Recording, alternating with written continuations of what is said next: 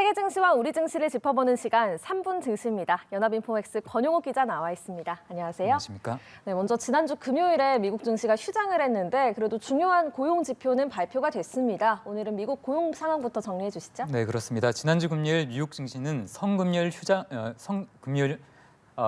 휴장을 했는데요. 하지만 성금요일이 연방 공휴일이 아닌 관계로 미국의 고용 지표는 예정대로 발표됐습니다. 네.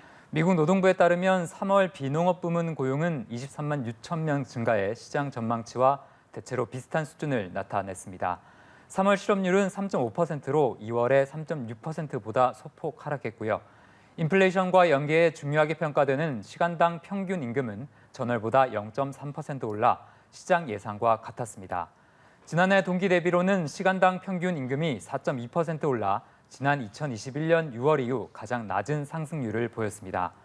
이번 고용 지표를 요약해보자면 고용 시장의 열기가 천천히 식어가는 것은 맞지만 여전히 과열된 상태라는 것을 나타냈는데요. 네. 특히 실업률이 또다시 하락하면서 노동시장이 여전히 견조하다, 즉 일할 사람이 부족하다는 것을 보여줬습니다. 네, 정말 이번 고용 지표 앞두고 시장이 큰 관심을 끌었는데 앞으로 증시에 미칠 영향은 어떻게 예상해 볼 수 있을까요? 네, 그렇습니다. 현재로서는 적어도 증시의 악재가 될 것으로 보이지는 않는데요.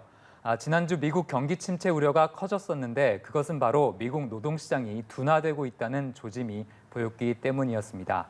하지만 가장 중요한 고용 지표인 비농업 부문 고용이 크게 둔화되지 않고 여전히 견조한 것으로 나타났습니다. 네. 이에 따라 경기 침체 우려를 조금은 덜어낼 수 있게 됐는데요. 엄청나게 뜨거웠던 노동시장이 식어가는 것은 분명하지만 그 냉각 속도가 생각처럼 빠른 건 아닌 것 같다는 게 이번 지표에 대한 전문가들의 대체적인 평가입니다. 또 노동시장이 여전히 뜨겁다는 것은 연방준비제도의 금리 인상 여력을 키워주는 대목이기도 합니다. 실제 미국 금리 선물 시장은 다음 달 금리 동결보다는 0.25%포인트 금리 인상의 가능성을 보다 크게 보기 시작했습니다. 네. 다만 이번 고용 지표에 은행권 파산 여파가 제대로 반영되지 않은 만큼 미국 경기 침체에 대한 우려가 완전히 사라진 것은 아니라고 봐야겠습니다. 네, 지난주 국내 증시도 정리해 주시죠. 네, 지난주 금요일 코스피는 삼성전자의 반도체 감산 효과로 상승했는데요. 지수는 1.27% 오른 2,490선에서 마감했습니다. 코스피는 한 주간 0.55% 올랐습니다. 시장은 삼성전자의 실적 발표와 감산 소식으로 강세 악력을 받았는데요.